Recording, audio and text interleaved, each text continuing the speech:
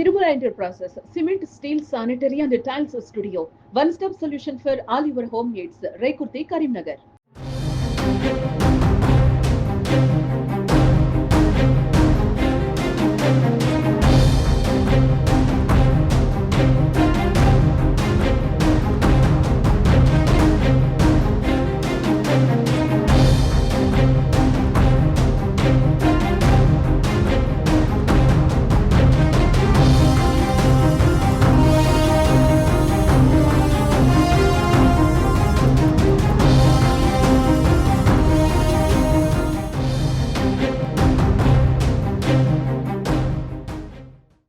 నమస్తే, welcome to Suman TV Karimnagar. నేను మీ Anil. BRS party అధ్యక్షుడిగా కరీంనగర్ ఎమ్మెల్యే గంగుల కమలాకర్ను నియమించే దిశగా అడుగులు సాగుతున్నట్టుగా తెలుస్తుంది. ఈ దిశగా బీఆర్ఎస్ పార్టీ అధ్యక్షులు కేసీఆర్ పావులు కదుపుతున్నట్టుగా మనకు సమాచారం అందుతున్నటువంటి పరిస్థితి నెలకొంది. గత 2 రోజులు కూడా సోషల్ మీడియాలో ఈ వార్త అనేది చెక్కలు కొడుతుంది. అయితే 2001లో కేసీఆర్ టీఆర్ఎస్ పార్టీ పెట్టిన తర్వాత మలిదశ ఉద్యమంలో ఆ పార్టీ కాస్త కీలక పాత్ర పోషించిందని మనం చెప్పుకోవచ్చు. ఎందుకంటే మలిదశ ఉద్యమంలో కేసీఆర్ ఏదైతే ఆమరణ నిరాహార దీక్షకు దిగాడో అప్పటి నుండి ఉద్యమం కాస్త ఉవ్వెత్తున ఎగిసిపెడుతుందని చెప్పేసి మనం అనుకోవచ్చు. అయితే ప్రత్యేక రాష్ట్రం సిద్ధించిన తర్వాత 2 సార్లు అవకాశం ఇచ్చారు ప్రజలు ఆ పార్టీకి. తెలంగాణలో అధికారం అందింపజేశారు 2 సార్లు అయిన తర్వాత. అయితే బీఆర్ఎస్ పార్టీ నెగిటివిటీని మూటగట్టుకుంది. అదేంటంటే అటు ఎమ్మెల్యేలు కావచ్చు, మంత్రులు కావచ్చు, అన్ని పదవులు వాళ్ళే అనుభవిస్తారు. కేసీఆర్ కూతురు, కేసీఆర్ అల్లుడు, కేసీఆర్ కొడుకు వీళ్ళకే అన్ని పదవులు వస్తాయన్నట్టుగా చాలా నెగిటివిటీని కూడా మూటగట్టుకున్నటువంటి సందర్భం నెలకొంది. అయితే గత ఎన్నికల్లో, అసెంబ్లీ ఎన్నికల్లో బీఆర్ఎస్ పార్టీ 39 సీట్లకు పరిమిత కావడంతో కాంగ్రెస్ పార్టీ అధికారంలోకి వచ్చింది. అదే ఈ వచ్చినటువంటి ఈ నేపథ్యంలో సంవత్సరం తర్వాత రాష్ట్రంలో రాజకీయ పరిణామాలు చాలా చోటు చేసుకున్నాయి. అయితే ఈ నేపథ్యంలో బీసీ జపం చేస్తున్నట్టుగా తెలుస్తుంది అన్ని పార్టీలు కూడా.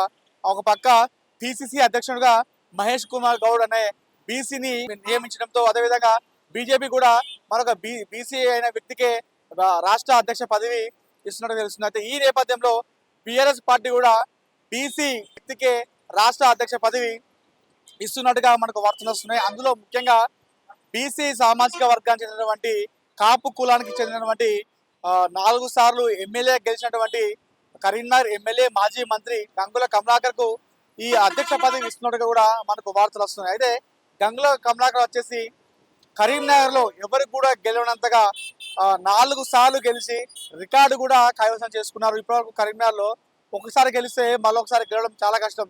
అలాంటి నేపథ్యంలో వాటిని చెరిపేసి 4 సార్లు కంటిన్యూస్గా గెలిచిన వ్యక్తి కూడా గంగుల కమలాకర్కు మంచి రికార్డు కూడా ఉంది. 2009 కంటే ముందు టీడీపీలో ఉన్నటువంటి గంగుల కమలాకర్ అయితే కార్పొరేట్గా ఉన్న నేపథ్యంలో ఆయన ఉన్నటువంటి పట్టుదలను చూసి టీడీపీ అధ్యక్షుడు నారా చంద్రబాబు నాయుడు 2009లో టీడీపీ నుండి కరీంనగర్ నుండి ఎమ్మెల్యేగా తనకు అవకాశం ఇవ్వడం జరిగింది. అయితే అప్పుడు మొదలైనటువంటి గంగుల కమలాకర్ విజయ పరంపర ఇటీవల జరిగినటువంటి 2023 అసెంబ్లీ ఎన్నికల వరకు కూడా కొనసాగిందని చెప్పుకోవచ్చు.